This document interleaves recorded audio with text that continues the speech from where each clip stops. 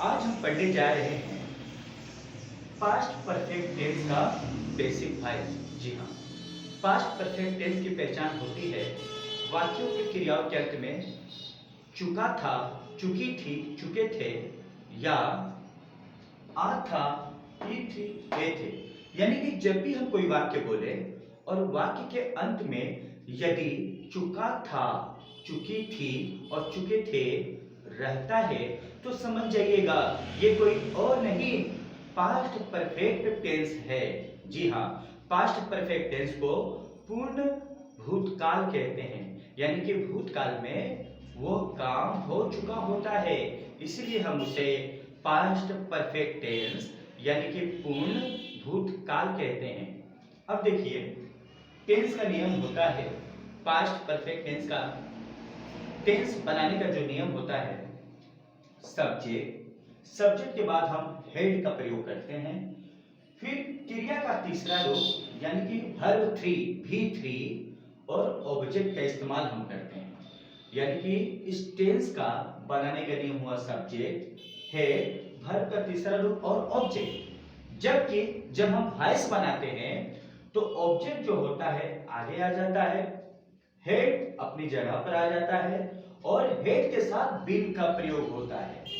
Been के बाद verb का तीसरा रूप लगता ही है, प्लस बाई और प्लस सब्जेक्ट, यानी सब्जेक्ट रहने पर बाई और सब्जेक्ट का इस्तेमाल करेंगे। यानी इस प्रकार से हम कह सकते हैं कि ऑब्जेक्ट लगाना है, हेड का इस्तेमाल करना है, बीन का इस्तेमाल करना है, वर्ब का तीसरा रूप लगाना है, बाई लगाना है और सब्जेक्ट लगाना है। इस प्रकार से हम पास्ट परफेक्ट टेंस को आराम से पेसिव वॉइस में बदल सकते हैं। अब बात आती है कि हेड का प्रयोग कहां होता है। हेड का प्रयोग हम कहां करेंगे?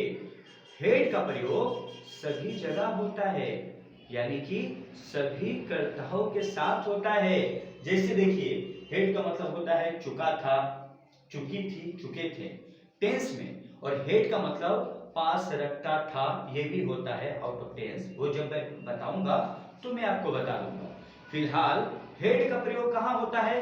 आई के साथ हेड, वी के साथ हेड, यू के साथ हेड, दे के साथ हेड, ही के साथ हेड, सी के साथ हेड, इट के साथ हेड, नेम के साथ हेड, दुनिया का कोई भी नाम हो उसके साथ हेड लगाइए। यानी कि सभी सब्जेक्ट के साथ हेड का प्रयोग किया जाता है। जैसे देखिए, I, we, you, they, he, she, it, any name, singular, plural, सभी के साथ हेड का प्रयोग होता है। इसमें एक अच्छी चीज है, सभी के साथ हेड लगा देना है। और याद रखिएगा, कोई भी पेसिव वॉइस बनाइएगा वर्ब का तीसरा रूप लगाना पड़ता है, कोई भी पेसिव वॉइस हो। अब देखिए, यहां पर उदाहरण है, ध्यान से देखिएगा। मेरे द्वारा, मेरे द्वारा एक केला, यह केला मेरे द्वारा यह केला खाया गया था। मेरे द्वारा, किसके द्वारा? मेरे द्वारा। तो मैं यहां पर सब्जेक्ट हूं, क्या खाया गया? तो एक केला, इसको ऑब्जेक्ट कर दिए हम, और खाना क्रिया हो रही है, खाया गया था, खाया गया था वो वर्ब हो गया। अब देखिए, मेरे द्वारा यह केला खाया गया था, बनाने का नियम, यानी हिंदी से इंग्लिश में जब पैसिव वॉइस बनाएंगे तो ये नहीं ऑब्जेक्ट, तो ऑब्जेक्ट क्या था? यह केला, तो this banana, this banana object हो गया। अब हेड का प्रयोग करेंगे, बीन का प्रयोग करेंगे, वर्ब का तीसरा रूप, ईट का मतलब होता है खाना, हम लगाएंगे ईटेन बाय मी।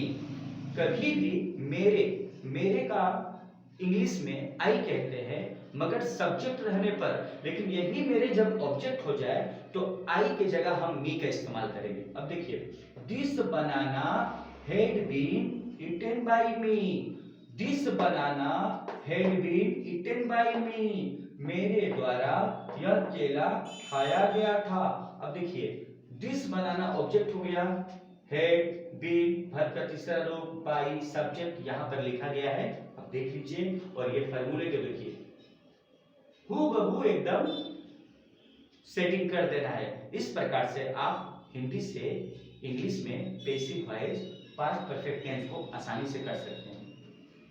मैच खेला जा चुका था, मैच खेला जा चुका था। दूसरे एग्जाम्पल में देखिए, ये नहीं बोला कि मैच सचिन के द्वारा खेला गया, मैच इंडिया के द्वारा खेला गया, मैच पाकिस्तान के द्वारा खेला गया, मैच ऑस्ट्रेलिया के द्वारा खेला गया, कुछ नहीं कह रहा है, सिर्फ कह रहा है कि मैच खेला जा चुका था, मैच खेला जा चुका था।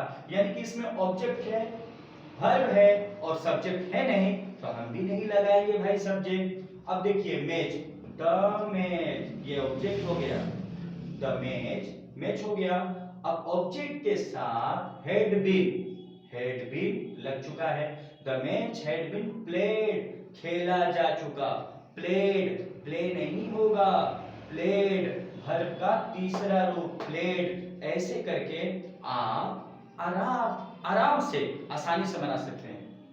अब देखिए एक्टिव वॉइस, एक्टिव वॉइस को हम टेंस कहते हैं, सभी जानते हैं, और ये है पैसिव वॉइस। यानी अब इंग्लिश से इंग्लिश हम कैसे बनाएंगे, ये तो था हिंदी, अब इंग्लिश में हम कैसे बनाएंगे, ध्यान दीजिएगा। Sanjay had plugged a flower, Sanjay had plugged a flower. अब या sorry, Suraj had plugged a flower. देखिए यहां पर सूरज है, सूरज जो है सब्जेक्ट है। सूरज क्या कर रहा है, एक फूल को तोड़ रहा है, कुछ भी कर रहा है, उससे मुझे क्या लेना देना है, लेना देना यह है कि सूरज कर रहा है, तो सूरज क्या हो गया, सब्जेक्ट है, तो ये है सब्जेक्ट, और ए फ्लावर ये हो गया ऑब्जेक्ट, प्लग ये हो गया वर्ब का तीसरा रूप हेड। यानी कि यह जो है पास्ट परफेक्ट टेंस में लिखा हुआ है, और जब भी इसको बनाएंगे तो पास्ट परफेक्ट टेंस के पैसिव वॉइस के नियम के अनुसार ही बनाएंगे। तो नियम क्या कहता है, ऑब्जेक्ट पहले, उसके बाद हैड बीन वर्ब का तीसरा रूप बाई और सब्जेक्ट। तो अब हम क्या करेंगे, देखिए ए फ्लावर यहां पर हमने लिख दिया। कोई भी ऑब्जेक्ट कोई भी सब्जेक्ट के साथ हेड का इस्तेमाल करना पड़ता है, मैंने बता दिया था। तो a flower had been, a flower had been, और यहां पर प्लग, प्लग नहीं, प्लग वर्ब का तीसरा रूप बाई सब्जेक्ट, बाई सूरज के द्वारा। इस प्रकार से हम पैसिव वॉइस आसानी से बना सकते हैं।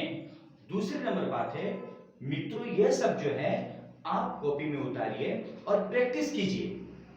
प्रैक्टिस कीजिएगा तो आप और बेहतर ढंग से, अच्छी तरह से वॉइस आपके कमांड में होगी और आप कुछ भी कर सकते हैं। तो प्रश्न क्या आ रहा है, पास्ट परफेक्ट टेंस की पहचान क्या है, वाक्यों के क्रियाओं के अंत में चुका था, चुकी थी, चुके थे, आ था, ई थी, ए थे, रहे, तो समझ जाइए पास्ट परफेक्ट टेंस है। पास्ट परफेक्ट टेंस का नियम क्या होता है, सब्जेक्ट हेड वर्ब का तीसरा रूप और ऑब्जेक्ट, सब्जेक्ट हेड वर्ब का तीसरा रूप और ऑब्जेक्ट।